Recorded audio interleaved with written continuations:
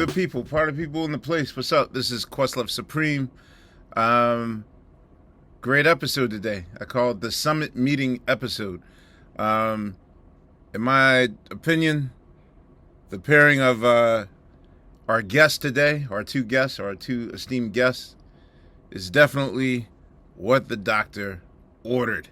And you always hear of Titans meaning to collaborate, but they never do. Or sometimes Titans get together, and in my opinion, the results is, A mess. quasi diminished returns. I won't name any names, but I will say that's not the case for the project known as the Auditorium Volume 1, which I believe, I guess off the top, I can say that the Auditorium Volume 1 is 15. It's a 15 song journey. To me, that fits like a hand in glove, as if these two were collaborating all their lives.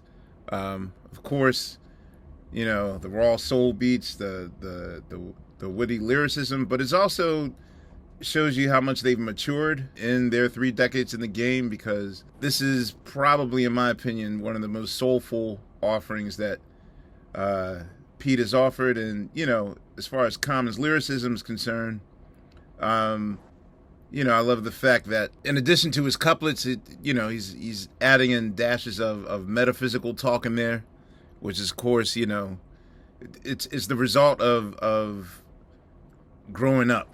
You know what I mean? Of adulting. That's what I say. Yes. And I believe that this particular album will spark a renaissance, because there's also the Primo Nas album to come out soon. Everyone's waiting for. I hear all this talk about the Snoop and Dre album and how incredible it is. That's coming out in October, and of course, De La is also collaborating with Primo and Pete. And not to be outdone, my band has been sitting on the sidelines watching all this action happening, and it's made us. What's up, son? Yes. Let's go. Let's go. I will say it has made Tariq into motherfucker wrote 7 songs in one day. We have not done that since our second album. But this is not about us. This is about our guest today. Welcome, Common, Pete Rock, to Questlove Supreme. Peace. Yo, can I just say, I know it's not about that today, but it sounds like the 50th has birthed a lot, Yeah. right? Yeah. Because I know it birthed y'all too, but those other projects that Ahmir mentioned, those sound like that all happened at the same time. Yeah. Well, the 50th, I can't say it birthed me and Pete, but it was like, because Pete, I heard Kareem Riggins had played me some Pete beats like during the pandemic, and I was like, man, I got to get up with Pete. So I reached out to him, and we was connected. But I will say that the 50th just made me realize how much people love this culture, and it is really alive. It's for people like what Ahmir said, like, it's people that come out with stuff and we don't say, oh, that ain't what we like or whatever. Peter say what he don't like for sure. Pete don't play, but cats, didn't come out and say, man, we really, really looking for the hip hop that we love. But the 50th did that. It kind of just, I don't know, it just reinvigorated and like recharged and just kind of made me remember how much I love this music. So it was like it was divine timing as far as I'm concerned. Pete, can you talk about, because we didn't get to hear, I feel like I wanted to hear more from you when it comes to the 50th too, and what that meant for you in that journey of last year. I mean, for me, it was great because I have so much experience, and before I even started doing music and being successful with that, I had so much early experience, in hip hop. So for the 50th to come, the celebration was so deeply loved, and I'm the type of person that's so dedicated to what I do because I love it passionately, you know what I mean? And so everything that came with the 50th celebration, afterwards, me and Common hooked up, and here we are today, and we made this album, and it's a great album, and I think it will inspire people for sure. I think for me, you know, the thing that hip hop really is, you know, before hip hop, the idea of a young person having an opinion or a point of view, you know, as kids, we're often taught to, you know, speak when spoken to, mind your business, not have an opinion. And, you know, a lot of that is not just like, you know, parents doing the finger thing. You know, a lot of that is just post Emmett Till trauma, like not draw attention to yourself so that you don't get killed or hurt. And then hip hop comes along, and then suddenly the opinions of a teenager, the opinions of a young person matters. And suddenly, you know, we saw this as like a young man's game, a kid's, you know what I mean? Like if you're between 17 and 36, what you say matters. But then, you know, what happens is, like, I think we're the third generation. Even though I put hip-hop in the 5-year timeline in my book, I feel like we're the first generation in hip-hop that will be able to define adulting in a way that won't seem like an eye roll or an eyesore. You know, because there's nothing more than watching, like, your longtime favorites try to get back in the game. And no, this is like all types of music, all genres of music, you know. You know, I've been very vocal about my Prince opinions on the internet, so that's an example of like, okay, will he rise to the level of where, you know, those first 10 years where everything was unbeatable, you know.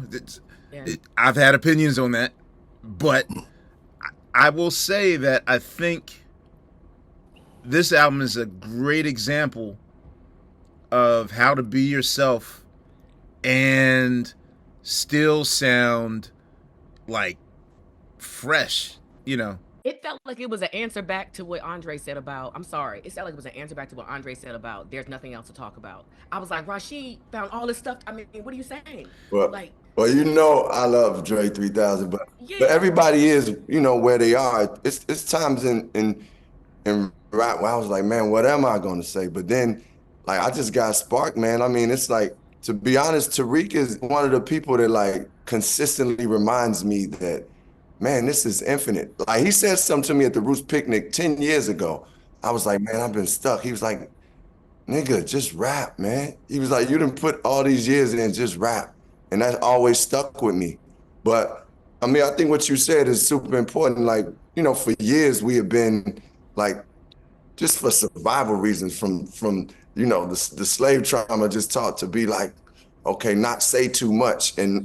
But hip hop gave us that thing to say, like hip hop for me, and I mean, I guess for all of us, gave us a way to find and express ourselves in ways. Like I'm saying things in rap that I didn't even know I felt. It's almost like my own therapy sometimes when I hear my songs. I'm like, man, I said that. I feel that.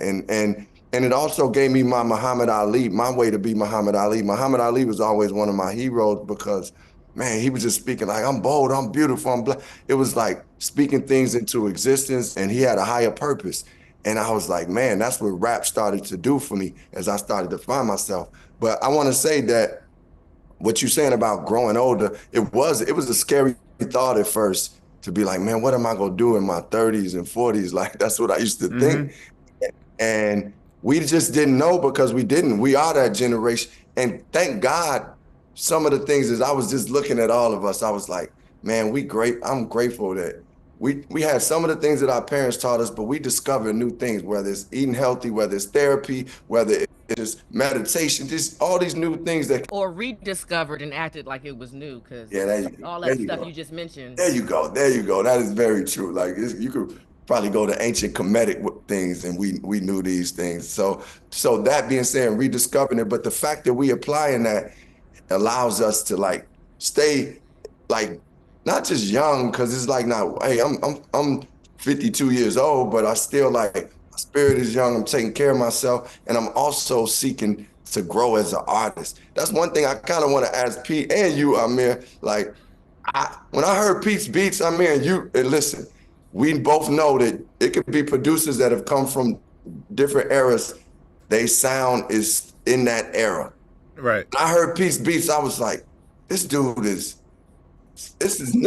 This is like, this don't sound like nothing. It's new Pete. It's like new Pete. Right. So I got a question, Pete. All reinvention. How did you get to Pete? How did you get to that point and not stay in that era of like, okay, I'm from that era and I know what good is to me, but to create like a sound that still feels fresh and new.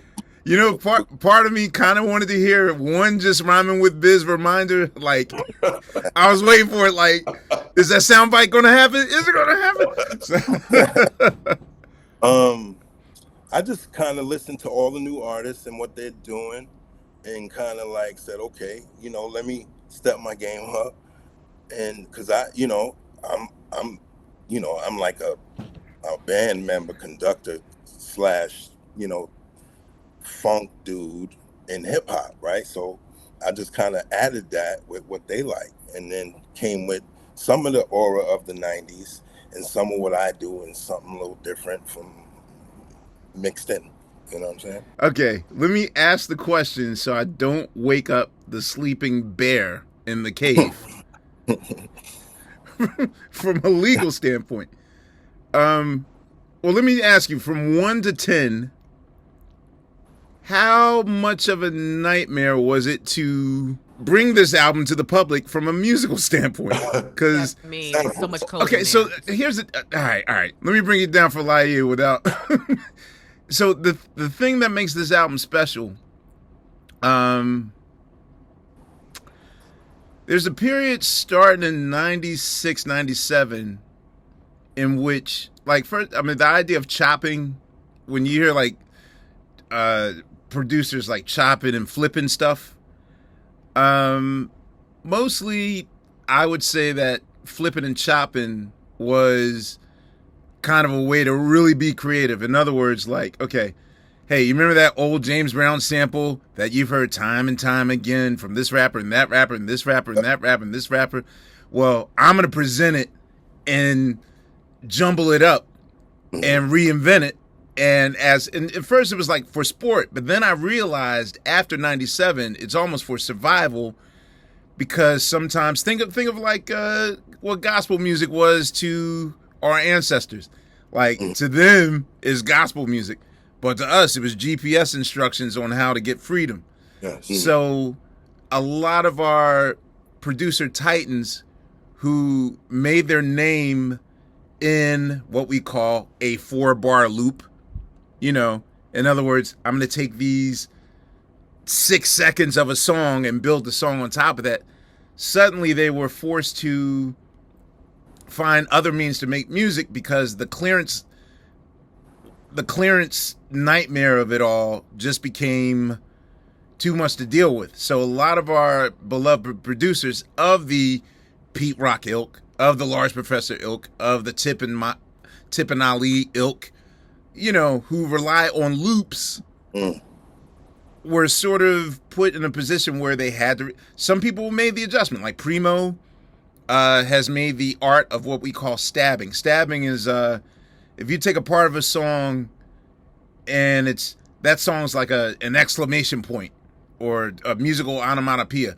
You know what I mean? Like, right. Taking a noise where you don't know where it came from. Very few producers can do that all day, but for a lot of producers who made their name in loops, the first thing I noticed in this album was like, holy shit, like, some of these songs have 2 or 3 loops on top, which can be quasi-costly or whatever. So, and at that, like, how did it feel for you, Pete, to actually just make a collection of music that really cohesively was created in a way that, in a non-defensive way? In other words, like, man, I got to chop the sample up so I don't get caught out there. Like, how is it, like, what was it like just to be in that mind state of bringing the loop back? Well, I exercised my ear a whole lot just playing records. You know what I'm saying? Just playing them over and over and over again. And then just having that passion to wanting to make music, right? Because I was a fan of Marley Marl and Howie T and Teddy, and I wanted to always know who was the man behind the music. You know what I'm saying? Who was the guy making it happen? And so with that passion and ambition, you know, I think that drove me to kind of like, you know, make the loop and the drums match the way I would want it. You know what I'm saying? And it worked out. You know what I'm saying? It worked out for me. And I just kept practicing that. And then boom, all of a sudden I got this. You know what I'm saying? And that's how it happened for me. And then everything that came to me was easy for me to do. You know? So even in your spare time, like by the time I got in the game, not even by the time I got in the game, but by the time I like got my first 1200 or whatever, you know, it was already like, I mean, by the time I really felt like, okay, I'm making beats or whatever, it was like 98, 99. So it was, you know, you, Dilla, Primo, like y'all were chopping shit. So my entry was the chopping game and really relying on the musicianship of the Roots to sort of, you know, fill in the blanks. The chopping game came like mid hip hop, right? Because, you know, now we was playing with it so much, we were finding ways that sounded iller, you know, when you did it either backwards or just did it like a jigsaw puzzle and you just played around with this. Oh, it just happened like that, you know. And today with all the equipment they got now, it's easier and much faster. But like in the 1200 days, it was chops, right? It was chops, but we would take the best parts that we knew would match and just rock with those. You know what I'm saying? So what is your preferred method of like building your own instruments, or the method of letting loops play out? Like that's kind of what we was doing, you know, but we was just doing it with the drum machine, man. I know how to play bass with the drum machine really good. You know, I know how to mock records really good. You know, that's come from my ear and exercising all the records I heard in my life, and you know, learned how to mock that. You know what I'm saying? With the whether it was with the 12 or the MPC, you know, I'm really good at that. And then, you know, but the guitar, I don't know how to play the bass guitar. I don't know how to play the guitar, but I definitely know. It's just like it comes like pluses for me, man. How the bass goes. This is when I remind our audience to go back in the QLS Classics and listen to the Pete Rock episode. Get to know it. Yo. Don't remind me of Shut 'Em Down, man. When Pete told the story of making Public Enemy Shut 'Em Down, which the shortest version was he overslept, he was late to the studio, he just looked on the floor, and you know, the 4 records that made that one remix, which that one remix, no, people don't believe it, changed. No, but I absolutely, not only do I believe it, I've tested that theory. And once I did the research on other songs, like almost, I will say almost 60% of like the songs that have changed our lives or whatever, they were all afterthoughts. Like seriously, when you said that, I thought about, you basically say you were late to the studio, you saw 4 records on the floor, you picked it up, you just threw this in here. What do y'all think? And it changed people's lives. And what I realized, and Quincy Jones also makes this part of his thing, he has a thing called no paralysis through analysis. In other words, the more you overthink some shit, the more you get paralyzed and you don't come up with results because you're overthinking it.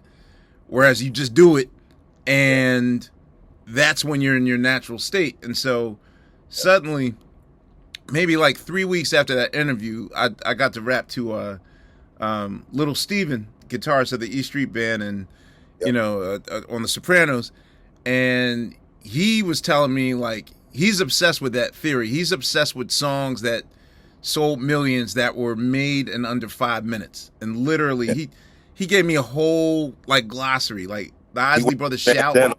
Right, that one, Which like literally him. Mm-hmm. He literally he said the Isley Brothers had like 10 minutes left in the studio. They like spent the whole session on one song, and they were like, "Well, we got 10 minutes left. Hey, let's do that church song," and then suddenly, Shout gets burned, or Tequila was made in literally, I think they made Tequila in like 2 minutes. Some of the biggest songs of our lives were just like, do whatever, 1, 2, 3, 4, and then like, so that theory works. I've been testing that a lot. What I'm saying? You know, and that's, I think I caught wind of it, my version, and then meeting James Brown when I was 7 years old. That probably did something to me right that night. Tell me about that night. Did he tell us that? I was like, dude. No, tell us.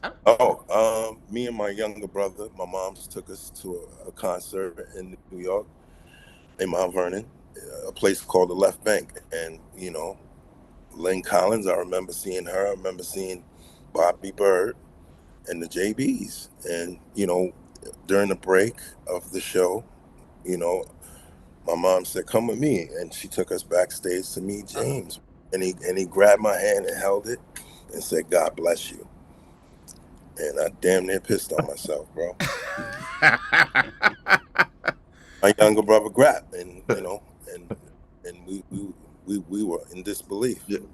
You know? I think that affected you for life, yo. That was like being anointed. Look. Wow. Yeah. That's being anointed. That was the golden touch. But you know what? That's when you was just talking about the that feeling, that natural stuff in the music.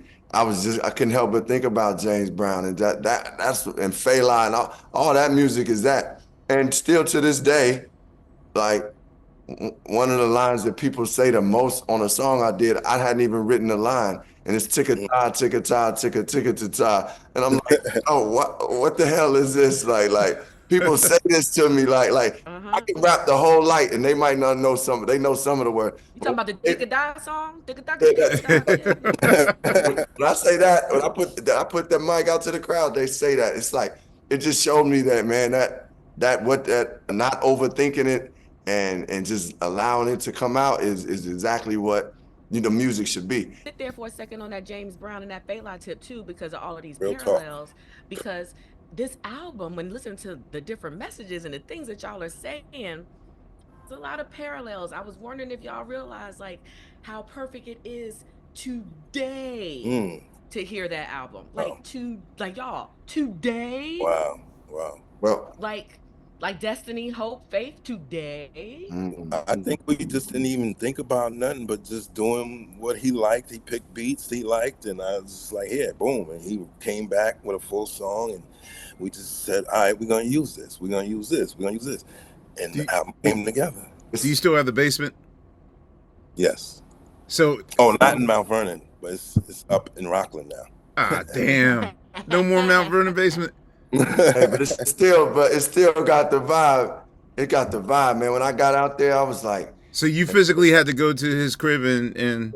Yeah, I physically went to his crib and like sat down and see. First thing I seen in there, I was like, you know how certain things is just signs. I sat down, I saw all his records, and he had his Dilla book right there. It was like the Dilla book was the shit right there, and his dog Joy was chilling, and I was like, man. And Pete was playing beats, and then he would play some records, and I was like, man, this is what I always loved about making music, like being in the midst. I mean, you know, we'd be in that studio, and like, so like to be around Pete and just be sitting there like just vibing. We starting to talk about life. You know, that's how we form our brotherhood. That's why we brothers now to this day. Like, I mean, because what we formed in the studio and outside of the studio, but then when we in that space, it's like, man, that's when the music starts to become just beautiful, because it's just like we going through the process. How many records y'all go through in this moment when you went to the basement, when you went to Peace? I was just playing a bunch of albums. I was like, I knew I had some dope records, and I was like pulling out the dopest ones I could find, and I was like playing it for him, like, yo, listen to this. He was like, yo, you gotta hook that one up. Then I play him another one. He was like, yo, you gotta hook that one up. And then I play him another one, the same shit. You know what I mean? Like, and then sometimes he just send me videos of him. You know, he'll be messing with a loop, and it's funny because I wish I could see it. It's like you can see him bouncing to the beat on the video. Oh, what by the camera? You see some of those, right? And it's like I would hear it and be like, wow, this is amazing. It just gave me the musical like ocean to do what I wanted to do. Like, and like, it's like what you're saying about our themes, that I don't know, all the experiences that we experience in life, I felt like, man, I'm free now. I ain't gotta like, I'm referencing the $6 million man. Now I don't know young people know what the $6 million man is, but Right. but who cares? Like, I'm like, Right. yeah, I'm gonna be an MC and say the things, and I mean, coming up during Resurrection and Cannonball Dollar, I wasn't thinking about like, man, does this person understand this or that? I'm like, I'm referencing all this Chicago shit and just saying stuff that my homies know. So I was like, man, let me be free and not try to cater to anybody, like, and just write. And Pete the same way, because at one point Pete said, yo, Ross, I could do, if you want something else, I could give you something else.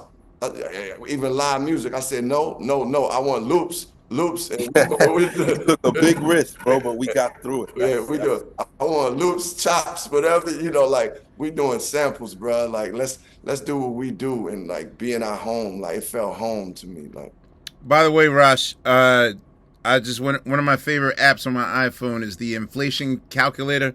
Yeah. Today, this $6 million man would actually be the $30,958,000 man. So, Good to know. if we do the reboot, I want to update it. A $40 million man. yeah, basically. Calendar app. Yeah. We just start there. Yes. Inflation calendar. Yeah, all the time. I look at inflation calculators just to see what the price differences was. Yeah. Wait, Pete. So when we did the Tonight Show, you brought out your inner D'Angelo by pulling out your SCSI device, which is something that I have not seen.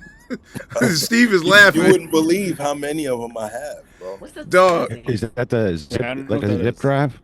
Yes, the SCSI zip joint. drive. It's Like, I still you have know, a lot of beats on. I mean, like, so basically, like, I could make an album in this iPhone if I want. That's how far like technology is advanced, where I can make beats on my phone now. Yeah. Crazy. But back in 2000, 2001, you would have to buy zip drives, which only holds a little bit of information. Yeah. And if you brought a SCSI, I mean, that can hold maybe half a terabyte. You know what I mean? I mean, of course, now on our MacBook Pros, you can rule the world on your computer. But to see something so old school, I wanted to know, like, what is your preferred method of creating joints? Like, what did you use primarily on this album? The MPC 2000 XL. So you graduated to the 2000 XL? Yeah, because I'm on the X now. I'm on the new X standalone with the stems and everything, and I'm still learning it. And I got some nice beats on it now, but I'm still learning it. I want to get it mastered before I start doing it. So I was going to say, because now to me, I think it's going to be a breathless race to the finish now that we have technology that will allow you to remove drums if you want to, or just take the bass line if you want to. Like, how far deep have you gone into your... Because I know there's always, like, that one sample. Like, say your love for the Ohio Players. If you could find a way to sort of extract Junie Morrison's ad-libs off of song and just have, the bass alone, and you know what I mean? Like, I'm going to give you a great example of this. Fortunate. Yeah. Song on the Auditorium, Volume 1. Song Fortunate we did. How I got the beat was Brazilian record, played it, listened to a part where I heard some bass and some things going on. I said, imagine the vocals. So I put it in my laptop. I got the stems on my Serato thing. And all I did was take the vocal out, and I got the beat. See, I don't feel alone now. See, Steve, I'm not the only one. But people wouldn't know where to loop it, so I looped it in the right place. Pretty. Right. It's so pretty. Yeah. I looped it in the right place, I was like, boom, wow, this is crazy. I had the singing going on in there. Then I took the singing out, and I was like, I started screaming. Okay, do another one. Look down, like, okay, all right, Start do screaming. another one. Then No, I it's said, a game. I It's was a thinking, game changer, yo. I was thinking, this drum ain't gonna love this shit. and I sent it to him, and I used the drums. Everything in that loop, the drums. I just brought the drums out. That's the record, bro. Nah, it's that method is game changing. Where so. And the thing is, there's other, there's Ableton and all that stuff. But for me, like, I just put the joint in my Serato and do with that. It's so old school, but part of me feels, I talked to the Beastie Boys once, and I didn't realize, if you listen to that entire Paul's Boutique album,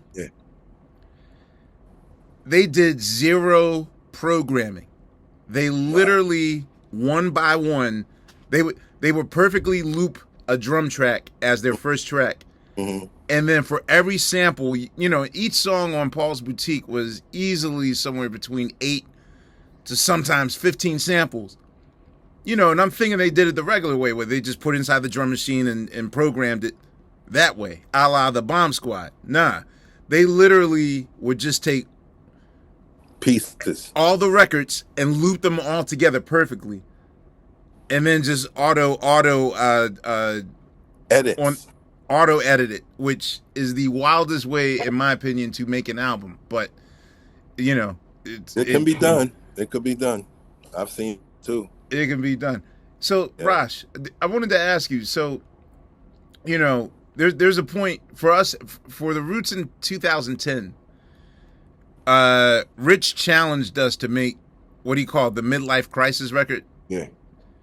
Where, no rapper wants to talk about, like, being at a crossroads in their life, or, the feeling of growing up, or anything that would even remotely remind your audience that I'm not a 20-year-old anymore. Yeah.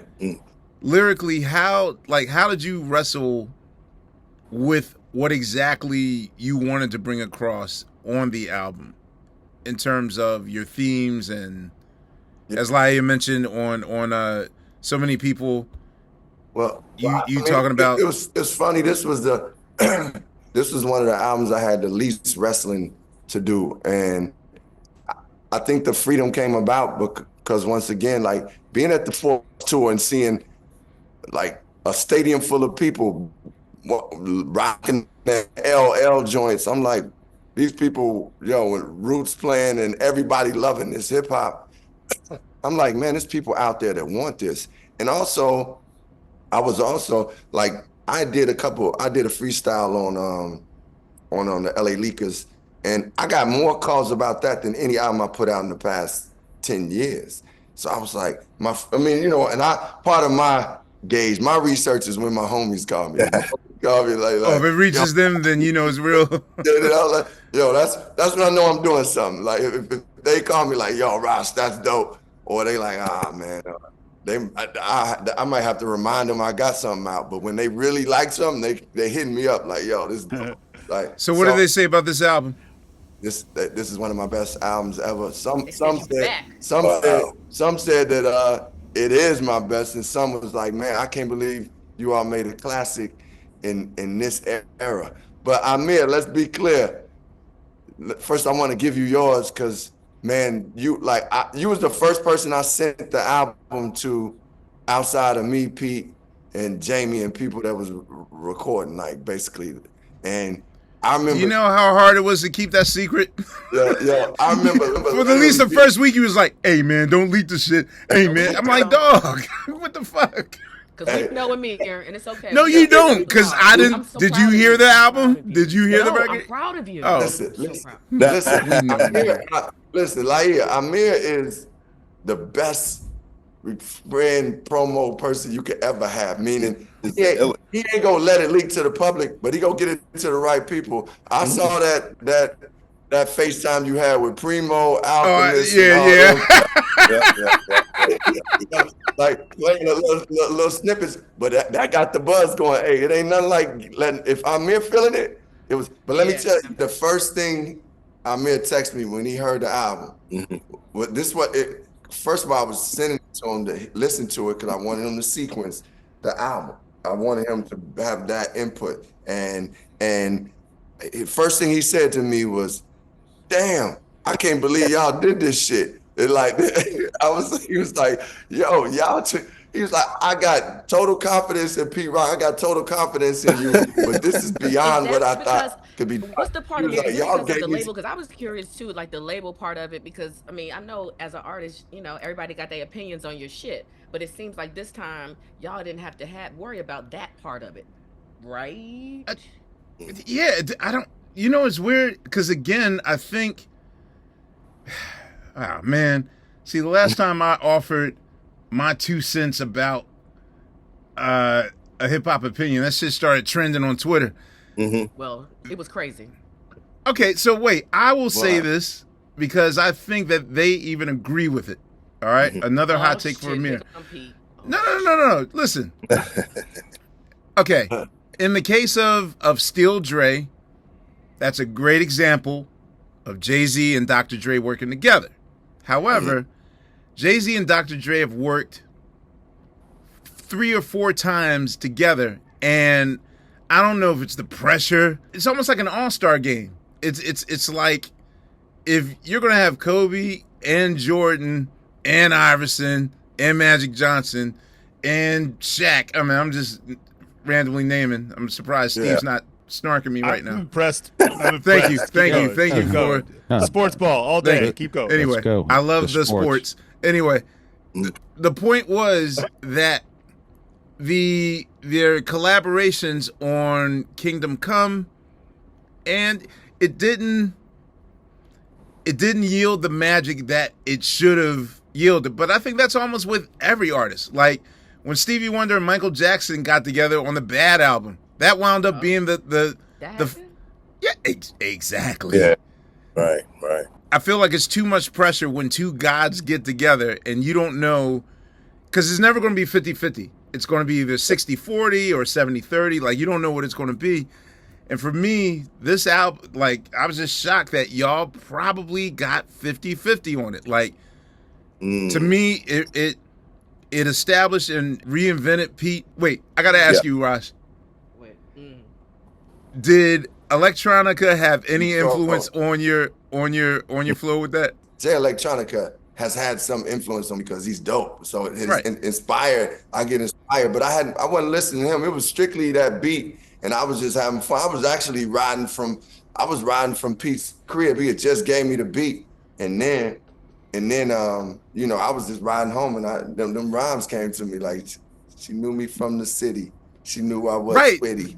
She knew I had power, and maybe some sense like 50. Let's go. But that's what I'm saying. Like, any other MC would have just smothered the track with as much wordplay to flex. But the fact that you did couplets, and I only asked about Jay Electronica because a lot on his album that he released during the pandemic, he would allow himself to do a couplet, like couplets and spaces and all that stuff, which usually MCs, especially Rakim influenced MCs, gotta like make sure they pack in every ounce of space with words. And the fact that you were just playful with it, that to me is the magic place, man. So, but listen, I gotta say, all this experience, like for me, like doing the like Water for Chocolates, doing the Electric Circus, doing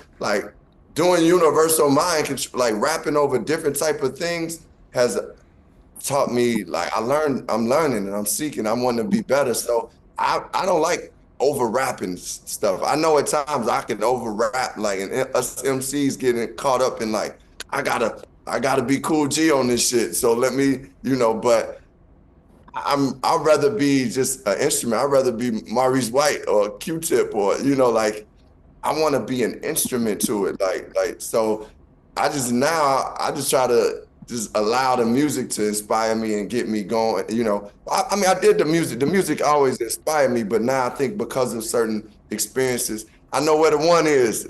I know where the one is. I mean, most of the time. Most of the time. Hey, Pete, hey, Ahmir. Guess what, Rosh? Ask him. Guess what, Rosh? Huh? 4 songs you don't know where the one is, but I'll let that go. Me and Ahmir know where the one is at. Me and Ahmir know. That's the thing. Pete, you said that too? Oh. Yeah, I'm saying me and Ahmir know where the one is at. Oh, he's it's no big deal to teach somebody where it's really at. Like, I just wanted to show him where it was really at.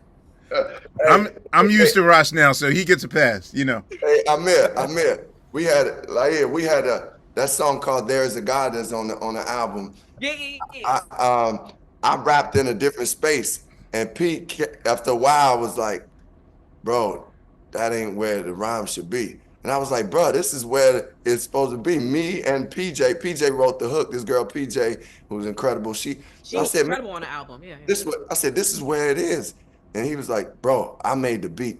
I'm from the school of James Brown. I know where the one is." Yo, we was going back and forth, man. Hey, Pete. On this song, does he come in on the one? Yeah, he didn't come in on the one at first. At first, I had to. But you fixed it so that. Yeah, I can understand because he's not the only one that I've dealt with that come in where they come in. Sometimes it's cool when you just make anything type of beat and you just like, I just eat it. But at this is our album, so I'm like, yo, hey, go to one right here. It's right here. He's like, nah, Pete, but I wrote it like this. I'm like, but that's not where the one falls. That's not where it's at. So then a couple of days went by. He's like, yo, you know what? I'm gonna try it your way. Then he sent it back the way it's supposed to be, and I said, there go the song right there. And he said, and you said what, Rosh? I mean, I guess that's good. Yeah, I said, you know what? You had to live with it. You have to live with it. I did have to live with it. But it's been many sessions where Ahmir and James is playing, and they like, Rosh, the one is here, man. Don't be why you start right. Hey, I thought you would have learned that on like Electric Circus or something. No, don't give James them props. James don't know where the one is either. So. Okay. Yes. Oh my God. Yo. P.S. I just want to say I'm glad y'all said the title of that song because shout out to my girl. I didn't know what accent she was saying God in, but y'all know that's an interesting way of saying there is a God. Yes. There is a God. Yep. There's a God. Yep. Hey, that's some real Chicago / Southern / church God. There's a God. Yep. I knew y'all did that purposely. I was like, y'all made her say it like you say it at home. Okay. Yeah. I mean, it's outside Chicago. Yeah, that's what I'm saying. Say it like you say it at home. Yeah, shout out. Okay. So the album title, why was it? Why did you give it the title, The Auditorium? And also, what was the significance behind using King's Theater and BK as your album cover? Well, Auditorium. Listen, I was watching Smokey Robinson in the interview, and he was talking about how he first wrote his first song, and how it was no music. I mean, it was just music, and there was no lyrics, and they was about to perform, and they was in the auditorium, and he was like, asked his teacher, could he write some words to it? That's how he began songwriting. And I was thinking like, man, the auditorium, like, that's where I started my first, like, I got my first performance off too. Like it was breakdancing, but it was in my school auditorium, and that's where I was part of a play at. And then later that day, I rode past this place that said it was called Auditorium, and I was like, something about that word I just liked. Like when I'm choosing titles, I like the sonically first, like, I mean, how they sound, like Water for Chocolate or B. Like I like titles that sound like books sometimes too. Like, so I was like, the Auditorium, that could be dope. And I pitched, I said, Pete, I want to call the album The Auditorium. And then I kind of felt like it would be a place where we would invite people to our auditorium musically, like just so they can enjoy our art. But listen, the story goes, we get this title, Pete does his ad-libs on Dreaming, the song Dreaming, and I'm super geek. Like, I'm like, I got Pete Rock ad-libs. This is doing amazing. Right. And on a Dreaming, he says the Auditorium 24, the Auditorium. So this is like, right? So I ain't gonna say he loved the title, but he knew that was the title of the album. Fast forward, 4 months later, Pete called me. hey man, I don't like the title of the auditorium no more. I said, what? Like he said, man, I don't think that we can't call the album the auditorium. I'm like, oh no, man, please, bro. What was we gonna call like it? this. What did you want to call it? No, I can't say the titles because that's so dope. Somebody might steal it, but No. I had a different title for it, and then you know we were going back and forth about the title, and then you know like the men we are, we just sat with it for a little bit. Then I saw his way in it, you know, and I said, you know what? As long as we could put volume 1 on the end of it, so they'll know something more is coming. Right. That's what's good. It worked out though. You're not going to pull a Hall & Oates though and never put out a part 2. Yeah, exactly. Yeah, how many records you already got on the part 2? How many records put on the part 2? I know y'all already got some. I can't be sitting on this music no more, so you know I'm ready to give it to the world. But we already started dibbling and dabbling right now. He just sent me something today, like so to remind me. Pete, I got a question. I always wanted to ask you. So Premier actually let me hear it. I always wanted to know, like, where do you do with the fail beats? Oh, you know what I mean? Maybe. And Premier has, like, I asked him, like, do you sometimes, like, you know, when you driving, do you hear drill music or a trap joint and be like, all right, let me try this shit out, see what I do? Yeah, I do. So Premier gave me 6. He gave me 6 very un-Premier sounding joints, like straight up like 808 drum machines, keyboards, like whatever elements that makes a primo, he took away.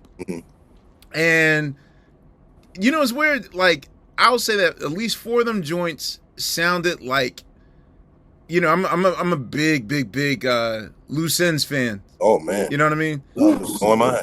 So huge. It came off more like his 808 joint sounded more like some loose end shit. And so, like, for you to challenge yourself, do you ever like have a thing where it's like, all right, well, let me learn? Like, have you ever said, all right, let me see if I can make trap or that sort of thing? Yeah. You have 808 beats and shit? Yeah. I used to play around in the crib all the time just to see, you know, not to, you know, pinch myself to make sure, like, you know, I can do what they doing. It's as simple as cake. So I like to play around in the crib, and sometimes I'll play around to the point where I really make something. You know what I'm saying? Like I really make some fly shit, and I'm like, yo, you know, trying to put it out or give it to somebody to hear, or so. Well, I'm asking, do you think you'll ever make an avant-garde un-Pete Rock sounding album, like a project? Well, I'll say a little bit of that is like all the instrumentals you ever heard, all the instrumental albums you ever heard. Those are kind of, I wouldn't say failed beats, but just beats that weren't used.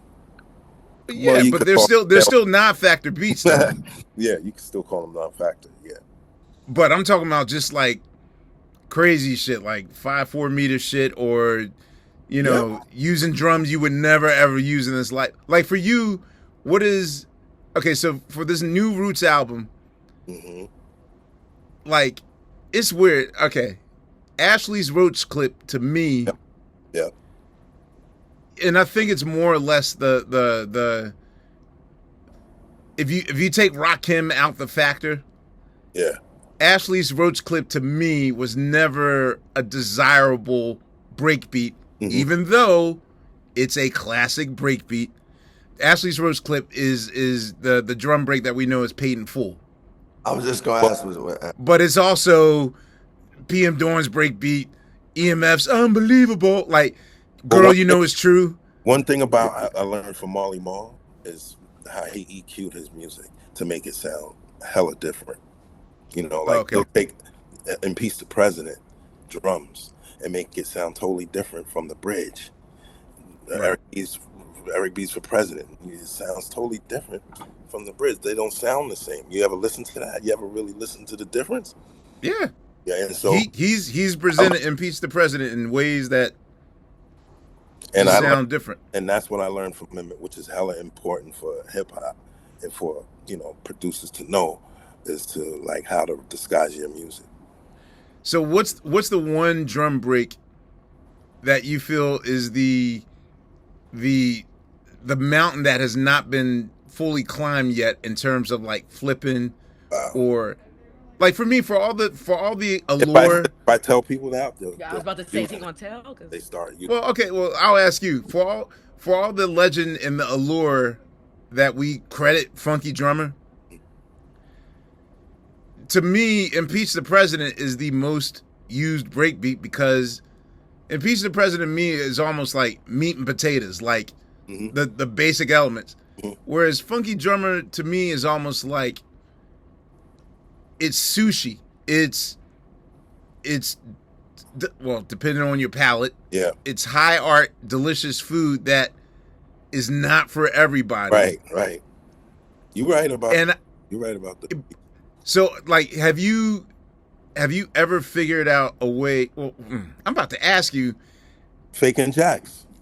Not even fake. No. Not even with Impeach the President. I was about to say with Funky Drummer, but I totally forgot about your first EP. You successfully flipped Funky Drummer. I forgot. Like, yep. You're the one person that actually did it. Yep. Just a snare. So yeah, like for you, what's the one taboo breakbeat that you have yet to flip and be like, all right, I'm gonna let's see.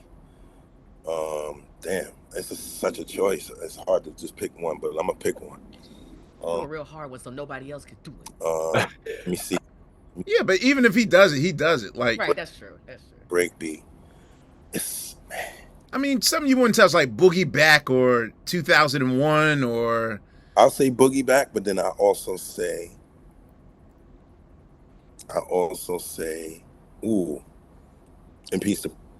Substitution. Really? Yeah. Yeah, but I mean, just from like it's been used a lot too. It's been used a lot. I would figure that there's some other break that is that you haven't climbed that mountain yet, but I could easily see. Is there one so you want like to hear? Maybe Funkadelic. So, all right, good old music. This Connections album. I've been chopping that. I've been chopping good old music. Really? Yeah, if you listen to see, it's too much reverb on it for me to even consider. Like, usually if a session is dry, then I feel like you can flip it on your own. But if it's so much reverb on there, okay, yes, I know there's a lot of inside baseball speak on there. Sorry. I've been chopping that up. There's so many ways to do it. So. Damn. Okay, Pete. Yeah. Talk your shit. Okay. So okay, before we wrap up, tour wise, how are you guys doing the rest of this year? Like you're embarking on the tour, correct? Yeah, we're going out on tour. Starting in late August. We gonna hit the Blue Note Festival, and then we just touring the States. That's right. Y'all start with Robert Glasper. Yeah, we start with Rob out in Napa. And what's so dope, we had our first show in Brooklyn, but like summer stage in Brooklyn. Von King. Bed-Stuy. Yeah, right. Yeah, and it was super dope because it's like, man, we getting to rock the classic joints, we rocking new joints. But for me to be on stage and Pete rocking Shut 'Em Down remix, I love that rhyme. Jump around. Thank you, bro. The Creator. We be going through joints, man. So the tour, it's gonna be crazy. Pete also gonna be up on the stage with the MPs, all that. Doing some of it live. Yo, nice. We gonna keep, yo, and DJ Dummy will be rocking, but Pete gonna have the drum machine. We wanted to feel like the basement. Yeah. And by the way, Ahmir, you lit the idea up for the Jimmy Fallon, bro. That joint came off so crazy for the Tonight Show. I got so many calls about that performance for When the Sun Shines Again, bro. That was like, ooh, yeah. Man. I felt like y'all made that in the basement. You know what I'm saying? Yes. So yes. Shout out to my guy Twami too, who helped me make that. Can I ask a dumb Pete rock question? Yeah. Shout out to Twami, yo. Yep. I don't know if this is dumb Pete, and I know people probably ask you this all the time, but I'm just gonna add to it. So now that you're really in your bag and stuff, do you think about doing another Soul Survivor or? Oh wow. I mean, I would love to. That's in the works, though. That's actually in the. What? Yeah, that's the beats are. You know what I'm saying? So when we ready, I could present it to people and see what I'll do another one if people are down. I think it's a ripe time for just you, for the artist that's at this level, the roots. When Yeah. I mean, playing me y'all stuff, I'm like, man, this stuff is phenomenal. Like, Well, let me tell you something, Rosh. Stuff out there. Let me tell you something, Rosh. All Crazy. right, so I played shit for Rosh. Let me tell you something. So Crazy. I think between my, and yes, I do credit being your best promo guy, because literally the first people that got the first draft of yo, like I went into the room and it was Pizza Friday at 30 Rock. I went in that room and I was like, yo, we are in trouble if we don't get on the ball. Because the thing was, we started when Richard died in 2014. God bless his soul. God bless his soul, for real. Yeah, like that froze me for like 3 years, and then like I created distractions. Like, oh, I'll make a book. I'll do a movie. The pandemic. And then it was like 10 years later, and between me walking in the room, I was like, yo, dog, you ain't gonna believe this, but I said, Rosh and Pete like made the perfect summit meeting record. Like, no person's outshining the other person. Like everything's equal. Yeah, and like y'all both brought out, it's like y'all wrote each other, and I was just like going off about it, and I could tell I planted a seed. But then I think after the Hollywood Bowl performance that we did, the picnic goes to the Hollywood Bowl thing. Yeah, I think that lit something under Tariq, and so now, I mean, I can say like in the last 2 weeks, he's knocked off at least 80%. Is this why I saw Dice at 30 Rock too? This is good. I'm like, yes. This is why I'm seeing Wow. Dice at, okay.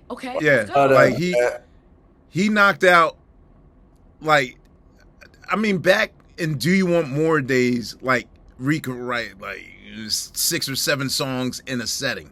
Ooh, wow. He's not like this album is definitely like, it's not this. Today's the first day, the first time I'm saying like, and Steve's my witness, it's probably what he's working on right now as I speak. He's the lightning in the bottle, like that dude, man. Yeah, so he's, and that's it's this inspired. Year, you think 2024? I know the year? exact date I want to release it, and it's not 2024, but it's a very it's a seminal 2025 date that will make sense once it comes out. One other thing before we go, I gotta just once again say, Ahmir, thank you, brother, for you gave us like this sequence, man, and that meant so much to this. Yeah, talk about Ahmir's place in the project. Especially me. Let me say that, like first of all, No. Let me say I have to be the like person that's like, okay, I got Pete Rock producing this album. He is a producer, arranger, right? So I also know Ahmir. I know his mastery and what he does in as a producer, but also just in sequencing and all that. Like I remember seeing Summer Soul, like, man, this dude is just brilliant in how he things together, man. This dude, it ain't nobody like him. So I'm like, when I sent him the album and he responded the way he did, I was like, man, Ahmir, can you see? He's like, man, listen. I remember another thing he said. He said, this already one of your best albums without me sequencing. You knew once he sequenced, I was like, this is gonna be amazing. See, thank you so much. Thank you, bro.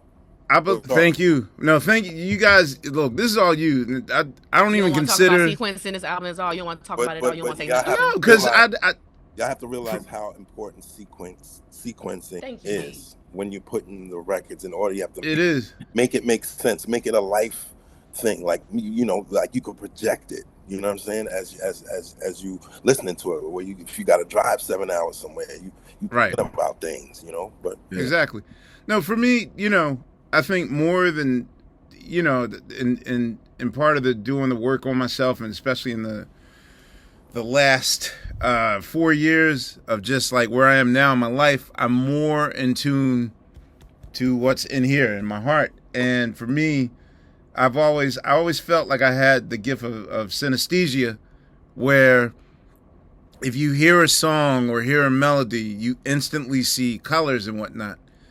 And for me, like I when I sequence records, it's almost like it's a color spectrum, like your brightest to your darkest to your brightest. And for me, like, I don't know, that the album just spoke itself. It's weird though, because when you gave me the original, I don't know if you just randomly handed me the songs in a particular order or if you just had them that way as a proposed secret. But it was so funny to me because Daydreaming was like almost to the end of the album.